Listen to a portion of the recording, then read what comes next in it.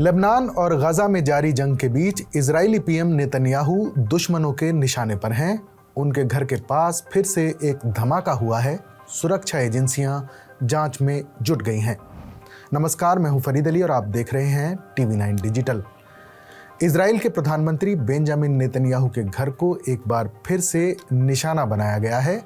ऐसा पिछले एक महीने के दौरान दूसरी बार हुआ है। फिलिस्तीन की न्यूज़ एजेंसी समा ने सूत्रों के हवाले से जानकारी दी है कि सोमवार देर रात को नेतन्याहू के घर के पास धमाके की आवाज़ सुनी गई। खबरों के मुताबिक इस विस्फोट का कारण अभी तक पता नहीं चल पाया है और मामले की जांच की जा रही है।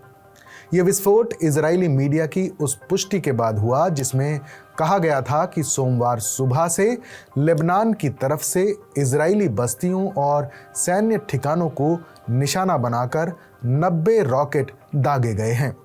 पिछले महीने भी हिजबुल्लाह ने उत्तरी इजराइल में नेतन्याहू के निजी घर पर हमला किया था।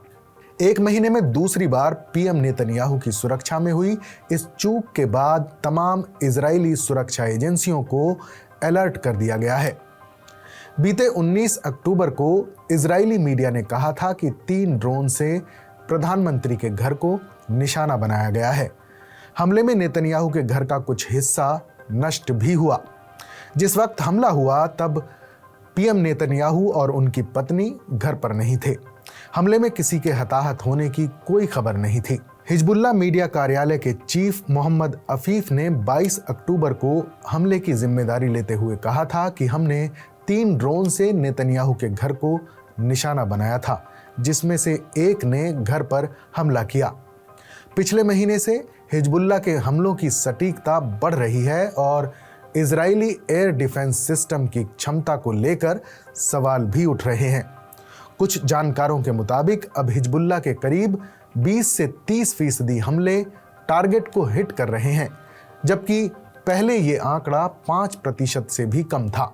हिजबुल्लाह ने हाइफा शहर पर भी पर्चियां गिराकर वहां के लोगों को विस्थापित होने के आदेश दिए हैं। इस कदम के बाद कुछ लोग मान रहे हैं कि हिजबुल्लाह इजराइल के साथ मनोवैज्ञानिक युद्ध भी लड़ रहा है।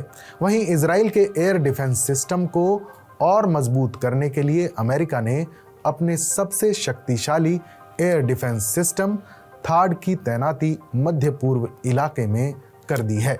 हाल ही में नईम कासिम को हिजबुल्लाह का नया चीफ नियुक्त किया गया था। नईम कासिम ने एक वीडियो जारी करके नेतन्याहू की हत्या की धमकी दी थी। नईम कासिम ने कहा था कि नेतन्याहू की हत्या करने वाला कोई इजरायली भी हो सकता है।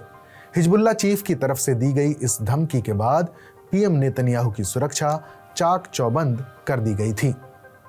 इस खबर पर अपनी राय हमें जरूर बताएं। बाकी देश और दुनिया की तमाम बड़ी खबरों के लिए देखते रहें TV9 डिजिटल।